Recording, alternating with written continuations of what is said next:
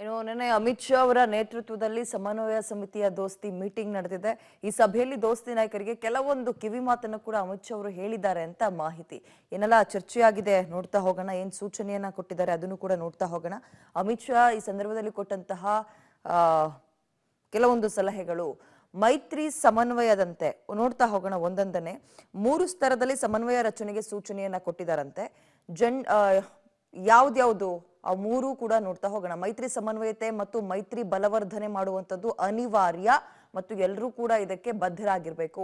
ಮೈತ್ರಿ ಸಮನ್ವಯತೆ ಅಂತ ಹೇಳಿದ್ರೆ ಎರಡೂ ಪಕ್ಷದ ಕಾರ್ಯಕರ್ತರನ್ನ ಒಟ್ಟಾಗಿ ತೆಗೆದುಕೊಂಡು ಹೋಗೋದು ಮತ್ತು ಪ್ರಚಾರದ ಕಾರ್ಯದಲ್ಲೂ ಕೂಡ ಇವನ್ ಬಾವುಟಗಳಿಂದ ಹಿಡಿದು ಫ್ಲೆಕ್ಸ್ ಇಂದ ಹಿಡಿದು ಇಬ್ಬರಿಗೂ ಕೂಡ ನಾವು JDSಗೂ ಏನ್ ಸ್ಥಾನವನ್ನ ಕೊಟ್ಟಿದ್ದೀವಿ ಅನ್ನುವಂಥದ್ದನ್ನ ತೋರಿಸೋದಾಗಬೇಕು. ಇನ್ನು ಕಾಂಗ್ರೆಸ್ ಎದುರು ಮೈತ್ರಿಯ ಶಕ್ತಿ ಪ್ರದರ್ಶನ ಎಲ್ಲೂ ಕೂಡ ಒಂದ್ ರೀತಿ ಅವರ ಟೀಕೆಗೆ ಒಳಗಾಗದಂತೆ ನಡಿಬೇಕು. ಹಾಸನ ಕ್ಷೇತ್ರದ ಗೊಂದಲದ ಬಗ್ಗೆ ಕೂಡ ನಿನ್ನೆ ಚರ್ಚೆ ಮಾಡಿದಾರಂತೆ.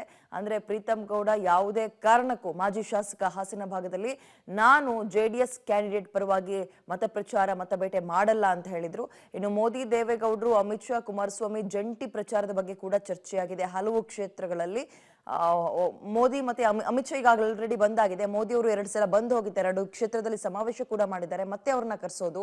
ಇನ್ನು ಬೆಂಗಳೂರು ಗ್ರಾಮಾಂತರದಲ್ಲಿ ಚುನಾವಣಾ ತಂತ್ರಗಾರಿಕೆ ಬಗ್ಗೆ ಚರ್ಚೆ. ಅವರ ಮೈನ್ ಮತ್ತು ಮೊದಲ ಟಾರ್ಗೆಟೇ ಬೆಂಗಳೂರು ಗ್ರಾಮಾಂತರ ಆಗಿದೆ. ಹಾಗಾಗಿ ನಿನ್ನೆ ಸಭೆಯನ್ನ ಒಂದು ರ್ಯಾಲಿ ಕೂಡ ಮಾಡಿದ್ದಾರೆ 1.5 ಕಿಲೋಮೀಟರ್ ಜಾಗದಲ್ಲಿ.